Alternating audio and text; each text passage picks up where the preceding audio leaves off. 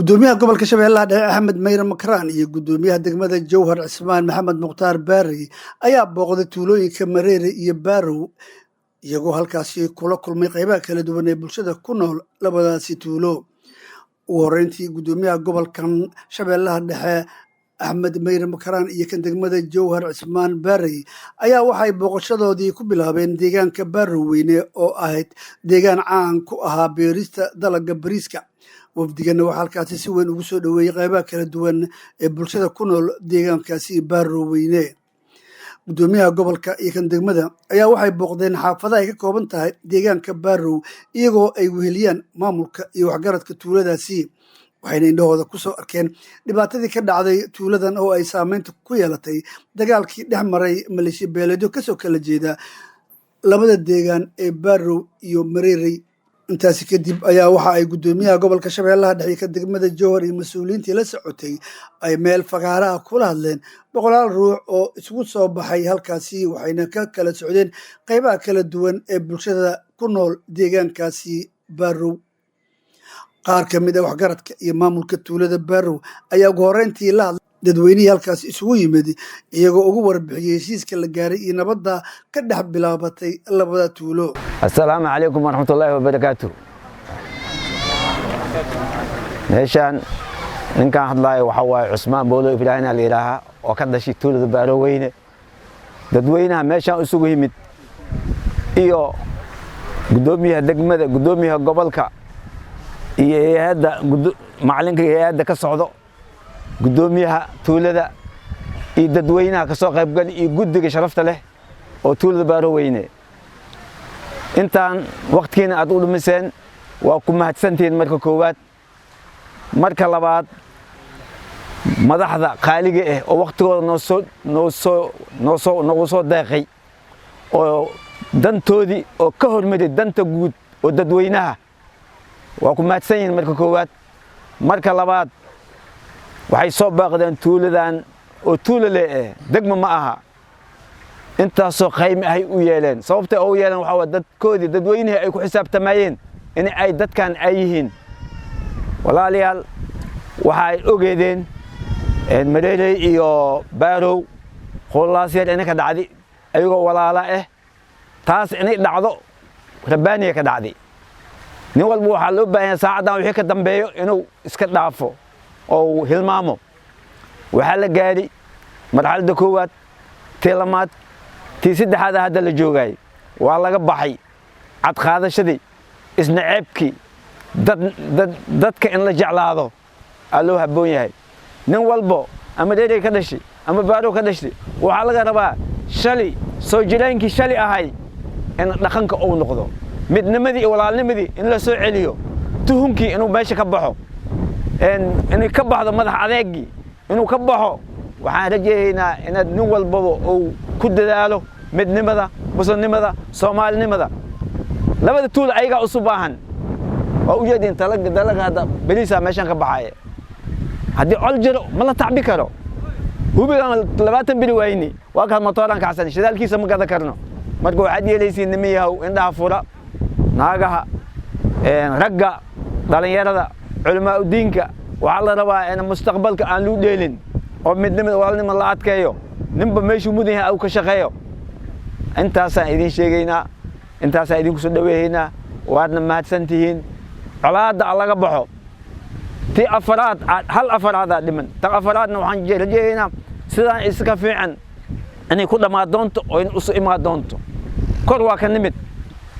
guddiyaa la dhisi Mareere iyo Baarow ka dhaxeeyo, guddi bulshada la dhisi, guddi dhaqaalaha la dhisi, guddi arrimaha gudaha la dhisi, wax walba dawlad oo kaamil ah la dhisi. laakiin wax yar xoogaa meel bay ka dhiman tahay, meesha ka dhimantaan maamulka iyo dhamay doonaan. intaas ku soo dhawaada. assalaamu calaykum waraxmatullaahi wabarakaatuh. nasiib waxaan u yeelanay inuu maanta gudoomiyaha gobolka Shabeellaha Dhexe, gudoomiyaha degmada gobolka Shabeellaha Dhexe, xukuumadii oo dhan maanta ay Baarow ag joogto. taas waa ku soo dhaweeyay, waa ku faraxsay, farax weyn inuu maanta meeshaan aska dhacay. saasa ku ogaayeen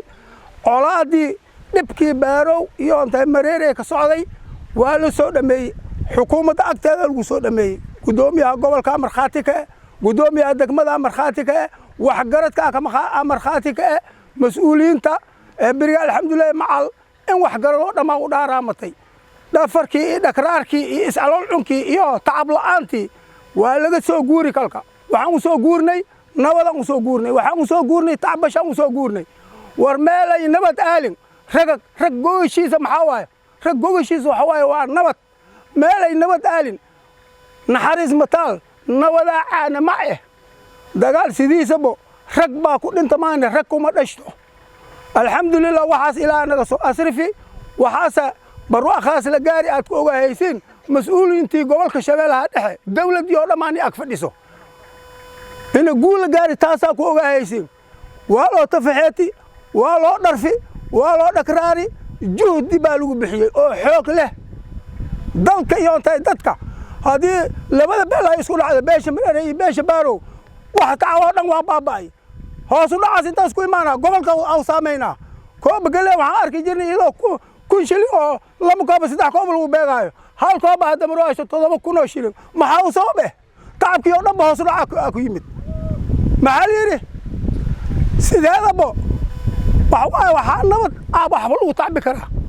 nabad baa wax lagu tacbi karaa haddii nabad aalin beer ma fali kartid beer ma garaaci kartid dhaba ma mari kartid waa culays waxaan ka magan galnay ilaahan ka magan galnay ilaahay waa naga asrifi waxa uu duubtay juhdi ku bixiyey waa dawladda gudoomiyaha degmada gudoomiyaha gobolka macal mashaayikhiinta macal hirshabeel oo dhan odayaalka marka waxaan jecelnahay walow haddaan indhihiina ku arkoohaysiin oo lagu soo bannaan baxay beeshii baaro weyn lagu soo bannaan baxay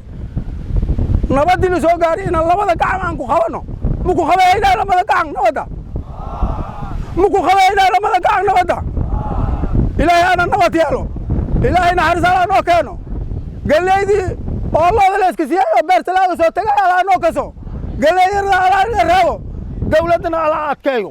dawladda alla adkeeyo gudoomiyaha gobolka gudoomiyaha degmada shan wixii idinka daboolnay biri waa idin faafeen wabilaahi tawfiiq marka koowaad gudoomiyaha gobolka iyo gudoomiyaha degmada iyo macallimiinta oo maslaxadan oo dhalisi aad iyo aad waxaan ku salaamaa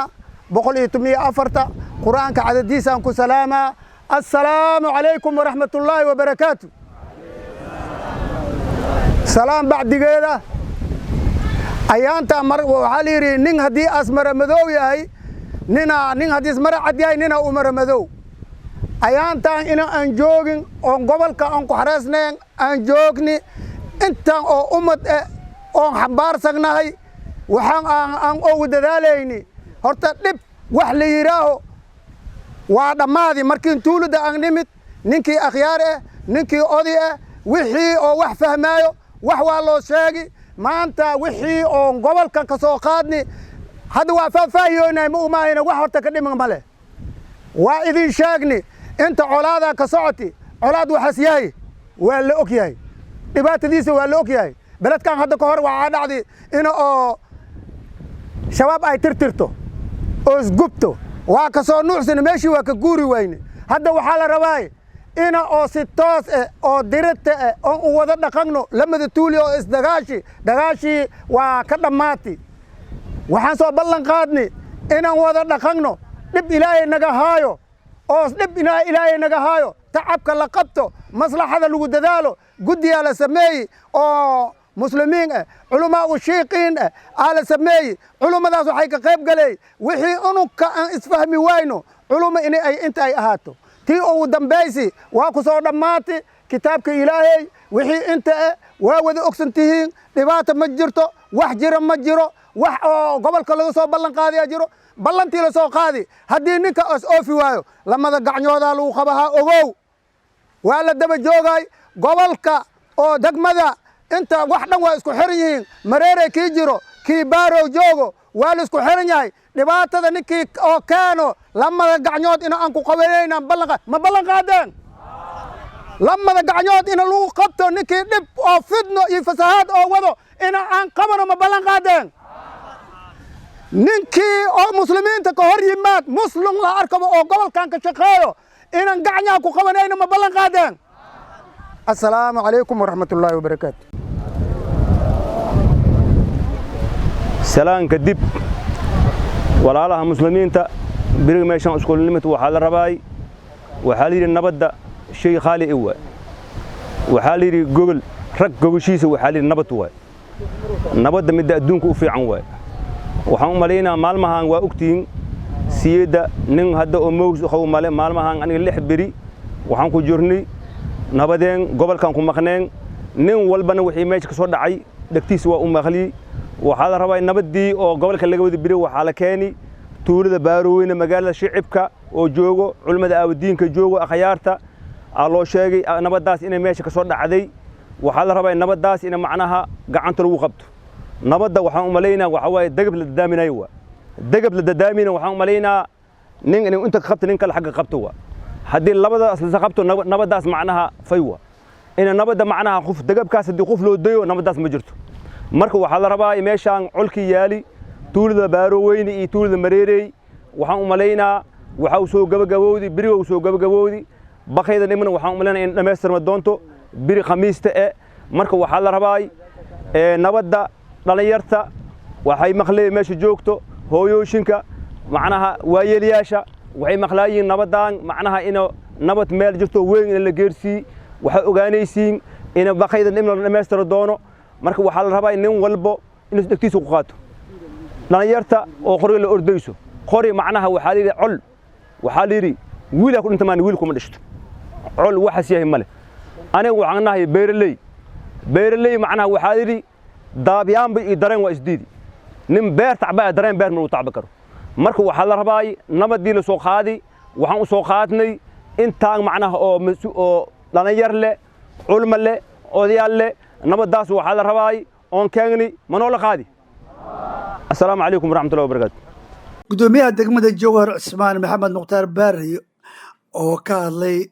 halkaasi ayaa waxa uu mahadceliyay shacabka ku nool tuulada Baaroweyne soo dhaweyntii ay u sameeyeen waxaana ugu baaqay shacabka in heshiiska la gaaray ay la socdaan isla markaana ay hirgeliyaan waxa uu xusay gudoomiyaha degmada Jowhar inuu muddo dheer ka soo shaqeynayay tuuladan ayna yihiin dadka ku nool shacab wanaagsan oo soo dhaweyntoodu ay tahay mid heer sare ah runaantii maanta farxad ay tahay xafladan qiimaha leh inaan idin kala soo qayb galno dib u heshiisintii ku soo gabagaboobi Baaroweyne iyo Mareerey labadaas tuulo ee walaalaha ah sida odayaashii iga horeeyay ay u sheegeen waxaa naga soo dhamaaday wixii ugu cuslaa khaasatan dilkii iyo dhibaatadii ka jirtay waxaa dhameystir noo ahaa doonta hadduu al yiraahdo sida dadka ay u wada noolaan lahaayeen ay u dhaqmi lahaayeen heshiis buuxa u wada gaari lahaayeen mar afraad waxaan isu imaan doonaa hadduu al yiraahdo meel dhexe oo Baarow iyo Mareerey aan ku kulmi doonno mudane gudoomiye markaan taariikhda nololeedkay aan kaaga sheekeeyo tuuladan Baaroweyne waxaan ku soo qaatay noloshayga qaar badan aan ku soo qaatay maxaa yeelay waxaan ka shaqeey jiray mashruuca horumarinta bariiska Baaroweyne odayaasha Baaroweyne waxay ahaayeen aabahay wiilasha waxay ahaayeen walaalahay hooyooyinka waxay ahaayeen hooyaday sidaad arkaysid xaafadda markaan galinay iyagoo la dudaay aan soo raacay runtii waxay ahaa jirtay Baaroweyne markaa imaado 2 biri 3 biri ma ka maqnaa jiray markaa imaado anoo la diiqayaan bixi jiray oo dhabaha leela taagan yahay loor galey ama loor diir leela taagan yahay ma bixi jiray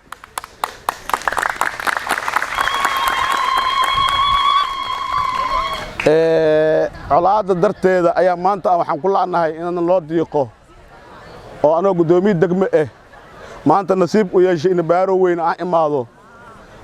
dhibaatada oo sababtina waxa waaye maxaa la dhahay colaada ka dhacday boomba yar ay habarta tabci jirtay habarta boombadeeda wax kasta nooga badnaay haddana waxaa naga badan annaga dibarsan waxaa naga badan beeraheena aan tacbano halkii hektar waxaa ka bixi jiray 120 loor maanta 20 loor oo toos ma ka baxo iimaankoo Ilaahay ka qaadi kalsooni darada magaciisa ka dhalatay dadka dhaxdiisa waaye waxaan rabnaa inaan soo celino kalsoonidii walaalaha ay isu dhaxmar jireen ay wax ku falan jireen aan rabnaa hadduu al yiraahdo waxaan leeyahay mudane gudoomiye warku waa sii wada hadii dhaho aniga baaro weyne waa bagiisi nolol fiican magaciisa aan la soo mari haddana waxaan jecelahay noloshayga inta ka dhiman inta gudoomiyaha aan ka ahayn wax badan u qabto waa og yahay marqaati waa ka yahay gudoomiyaha tuulada tuulooyinka qaarkooda ilmid ma aha haddana ilmid ma noqon doonto waxaan jecelahay in sida aan shalay aan la noolaa jiray aan kula noolaado mudane gudoomiye ku soo dhawow kelmadahaada qiimaha leh ayaa waxaan jecelnahay in dadkeena aad u jeedisid والسلام عليكم ورحمة الله وبركاته. بعد السلام إلهي بقى مهد اسكالي إن المانتا عن جوغنو تولد باروين مدوين كان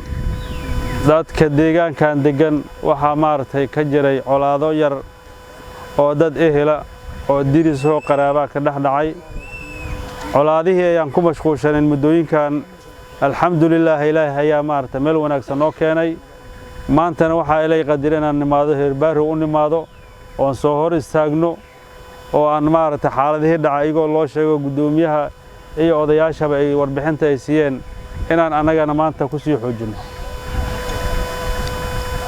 colaadii baaro iyo mareeri ka dhacday meel wanaagsan ay maraysaa waxa dhiman kaliya hal maalin oo shirti weyn ay aan ku soo qatin haduu ilaahay yiraahdo waana idii imaahayna laakiin maanta inaan maartay horta aan musii hormarno oo warbixinta aan maartay si gaarsiinay aan soo baxno waxaan rabnaa nabaddu waa shayga ugu qaalisan dunida oo ilaahay koonkan keenay meel aan nabad ka jirin nabad nololna ma taalo bini'aadanka iska dhaafa xayawaanka xataa noloshiisa waa cariiri haddaysan nabad meesha ka jirin waxaan rabnaa dadkan waa dad nabadeed waa dad xoogooda ku nool waa dad ayaga wax soo saarto dadkaasi marka waxa anfacaysa nabad nolosha bini'aadanka waxay qiimo ay ku leedahay nabad hadaa qofku caawa oo san wax cafsiyo oo san qabin haduu qadaxatay wax dhibaato oo qawma jirto laakiin qofka haduu wax kasta haysto haduu nolol oo san nabad haysan noloshiisa maarta cariiri ku jirta wax kasta haduu haysto marka waxaan rabnaa nabadaas laga soo shaqeeyo akhyaartiina iyo maamulkiina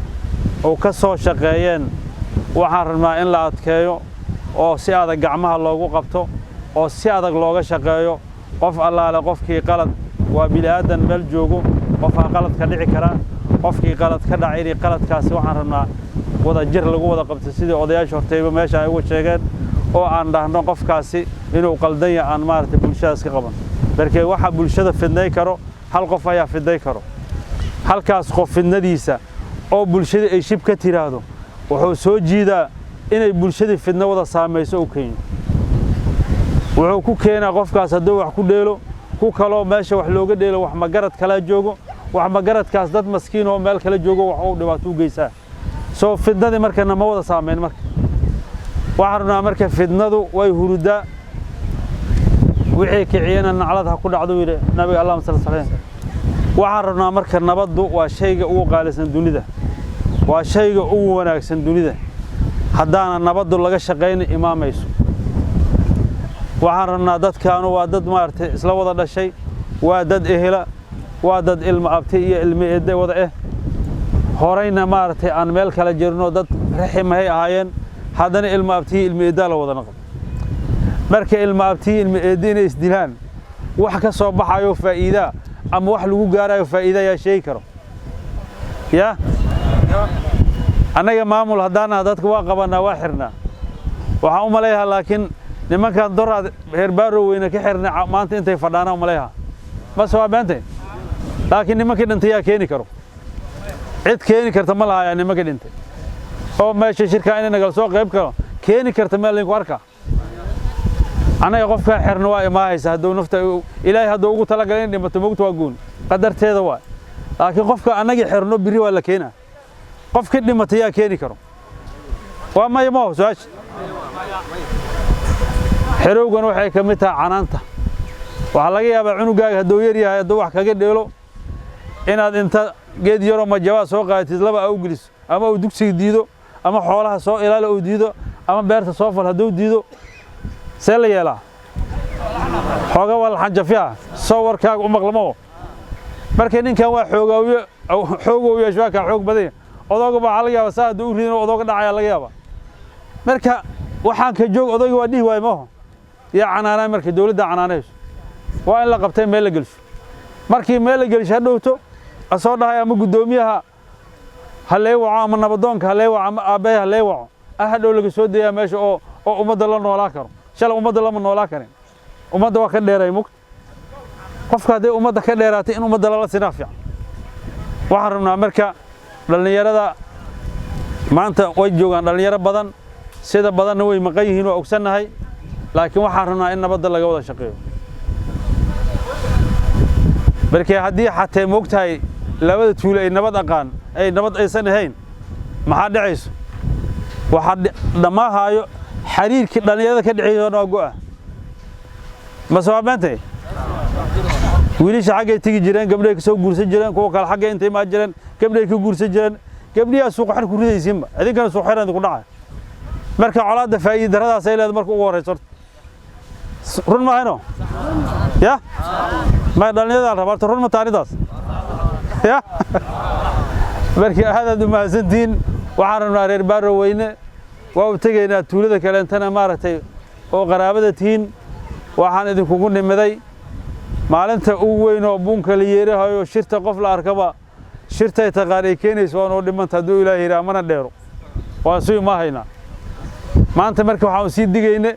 inaan maaragtay wixii ay idin sheegeen gudoomiyaha iyo akhyaarta idin sheegeen inaan sii adkayno shirtaas weyn sidaan maalintaas maaragtay oo wada imaaleeyno maalintaas maaragtay farxadda loo wada muujilay iyo nabadda loo wada muujilay inaan maalintaasna aan idin sii sheegnana waa u nimid marka waxaan rabnaa inaad nabaddaasi hooyooyinka iyo dhammaan dhalinyarada culimo oo diinka iyo odayaasha nabadda walba wadaniyahay waa diyaar u ahayn laakiin meelaha ay ka diidicaysa nabadda waa dhalinyarada ma naga ballan qaadeen nabadda in adkaysiin ها ما دو سي شيبا وتالين ما odayaasha suka dhow ala dhalinyarta ma dhowayaan shiba u yeelan dhalinyarta hay waa idin jeedaaydan oo idin dayo haya mugdi ma joogno mugdi hay diyaar ma tiin aad iyo aad uma siin gacanta la taag nabad diyaar ma tiin ma sha Allah nabad diyaar ma tiin hooyooyinka idinkana diyaar ma wadatiin diyaar ma wadatiin إلهي هنو أتكيو نبضن إلهي هنو أتكيو وعرفنا سمينا ذان موضوع اسماشا سونو وقي هاي وعرفنا سمينا ذان دم وحنا الداشة ذا عندنا ناير قبل كشبه الله دحي يا وحنا ترين نلش شيء نداوعي أياجرو مالي إلهي كان waxaan sugaynaa iyada kaar keenayso iyada macaawino soo wado iyada inta ka soo wado war gobolkan wuxuu ahaa jira Soomaali qayb kamid ah asaa ka bijire qaasatan degmada Jowhar iyo degmada Balcad bas gobolka hadii la yiraahdo degmada ma haday ku dar saddexdan degmo ayaa ka bijire gobolka Shabeellaha Dhexe kuwaas kale xeeb iyo waxay iska jiraan hawdkaas xoolo ayaga la kaashan jirmaan beer laga ma kaashan jirin hooyadii wax soo saarka dalka meeshan waa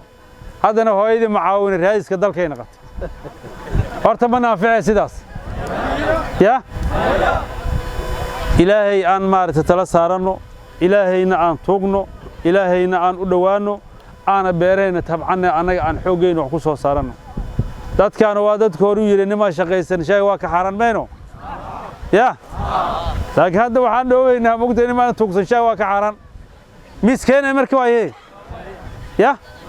waxa laga yaabaa marka tuulada baaro weyne in laga qoraa laga yaabaa markii adliis loogu bata 100 qoys 100kii qoysna ay u soo dhacdo 10 xal ugu noolaha marka ya nin anagoo kala anaga hadda fiir hadaan dhahno cid la arkintay awood laga qaado 20 shilin Soomaali $1 nus dollar halay qaaday isku darno ee dad u geyno intaas oo kale waxana loo keenuwa kuwaas oo kale inaan tacab laan anagoo biyi kuwa yihiin beertina ay tantaa inaan tacab laan u fafadhino horta dhibaato noogu weyn ma jirto adduunyada way nala yaabanta dhagax korkiisa dadkan waxa laga keenay wax ka abuuraan iyo baraf dhaxdiis annagana meeshaan joognaa oo ilaahay dhulkaan uu nasiiyay waxaan rabnaa inaan taasi khiyaaliga nolosha khiyaaliga waa nolol khiyaaliga nin soo tuugsaday adigana wax ka sii sug horta ma fahmay nin xataa waxa sameeyaa nin soo tuugsaday adigana wax ka sii sug la joogta waxaan rabnaa markii inaanan ku tashan oo aan wax soo saarkeen u jeesan inaan kanaaladayna inta falano webigeena iyo bibiyahayna waa noo kuwaan ilaahana siiyay beeri waa noo kuwaan inaan maarta beerahayna wax soo saarkeen aan u jeesan noloshayna aan wax ka bedelno noloshayna sidii ahaa jirtay shalay iyo wanaagii ay ahaa jirtay ayay gaaraysaa haddii aan ilaahay tala saarano beerahayna iyo aan aamino iyo dalagayna aan aamino ilaa nimogta inaan nin sidaada wax oo keenay ama maalin kasta sugno wax faa'iido ma laha laakiin inaan anaga shaqaysano oo wax soo saarno ayaa u maleeyahay inay ku fiicanta marka aad u mahadsantiin waxaan rabnaa inaanan kor loo dayin oo la sugin waraaba leeyahay waraaba kaba lagu tolo asuur hadii la tolana alxamdulillah haddaan la tolin rabbil caalamiin marka inaa ninka wax keenayo hadduu keena laga qaato hadduusan keenin hore loo sii socdo saas ma ayna hawsha inaan dalagayna soo saarno bakaarihii dhulka ay la jireen lama galay duuga goorma u dambaysa حتى هدي اللي جوا تولد أنفسهم قف يوجد تمله ما سوى بنتي أول ورقة أنا أنفسهم كنت رسالة جيران قال لي كبوح ما هو وحي هذا المركب بني نقدين يا إبر كذي مرك أنا قال له شقيهين شقدي أسكت عفني ما أنا دول كانوا واقف بين واقوان دول كي بيا ممكن تجلسوا تجاي وحصل صار معين إلا شقيه وبهين هذه هذا ما سنتين كلن كأن الدمار هذول لنا معلومات سوداء وانسوده إماينا أو جنان نتكلم هذا طول اللي سوده إما هايو إيه أنا كان سوده إما هاينو هوشين ويسوده ماتي واحد كوجي فيسين ولا يبلابو إن كإيه ولا لهين قرابة هذين أول بمتد وهذا الشيء هذين إنه هالشيء كده ماضي لهالشيء هوشي إنه دمنته إنا مالنتي شركة سوده إما هين إنه دمنته مركن الله ركب هدي حتى wiil xagga xoogaa maartay wax uga ayaanta oo ka geeyis kala laaba xoogaa cabsi ku jirtay waa aadi kariya oo xagga laga jiro xagga wiilkii jirnanta waa ima kariya aad u maasantii waa dhalinyarada mugd odayaasha hawshaas waa gabin ma fahant marka waxaan rabnaa nabadda in la adkeeyo aad u maasantiin ereer baaro weyne kulankeena dambaan hadduu ilaahay si dardaaranka ugu dambeeyay dardaarmayna السلام عليكم ورحمة الله وبركاته. intaasi kadib ayaa gudoomiyaha gobolkan Shabeellaha Dhexe Axmed Mayr Makraan iyo gudoomiyaha degmada Jowhar Cismaan Maxamed Mukhtaar Baari iyo wafdigii la socday waxa ay gaareen tuulada Mareeri iyadoo halkaasina si weyn loogu soo dhaweeyay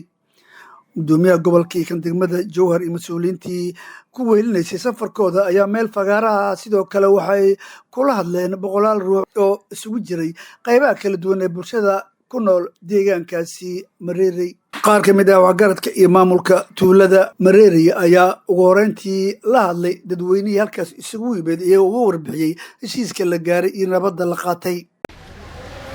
madaxda sharafta leh maamulka gobolka maamulka degmada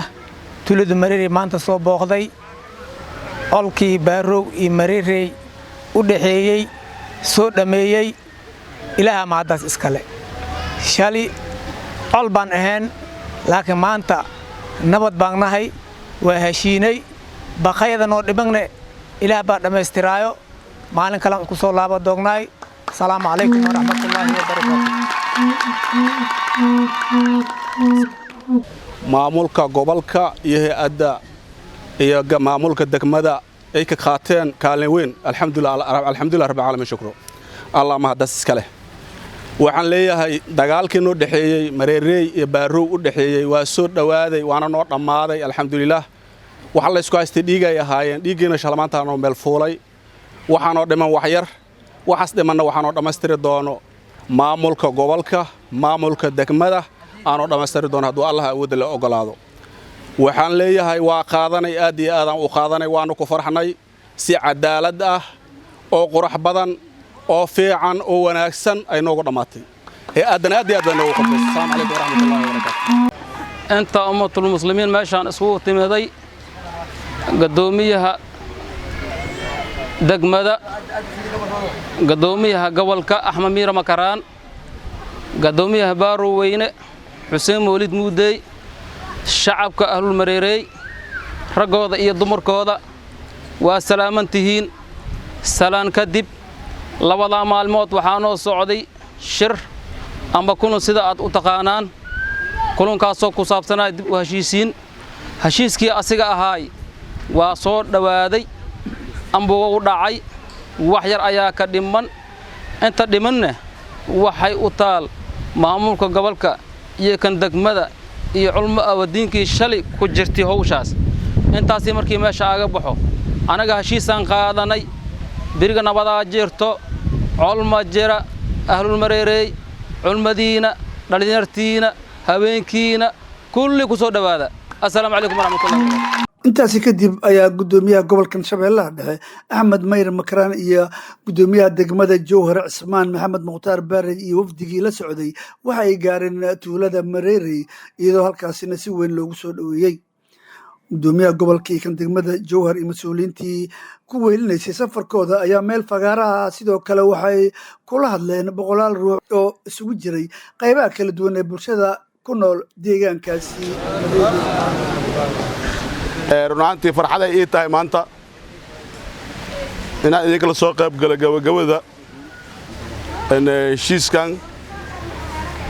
labada tuulo ee Baarow Weyne iyo Mareerey ka dhacay heshiiskii waa najaxay sidaan waxaan leenahay heshiis u dhacay birihan lama arkin kii lagu nagaado Ilaaha naga dhigo waxaan rabaa hadduu al yiraahdo inaan ku soo dhaweeyo gudoomiyaha gobolka Shabeellaha Dhexe si kelmadiisa quruxda badan oo u dhaho dardaarna oo idin siiyo mudane gudoomiye ku soo dhawow insha Allah oo dhalinyarada iyo dhammaan gabdhaha iyo wiilasha iyo akhyaartoo dhan la isu wada yimaado oo maaragtay si farxada nabadaas la gaaray loo soo dhaweeyo halkaas maalin ayaa noo dhiman maalin dhow ayaana la soo wada imaa hadduu Ilaahay yiraahdo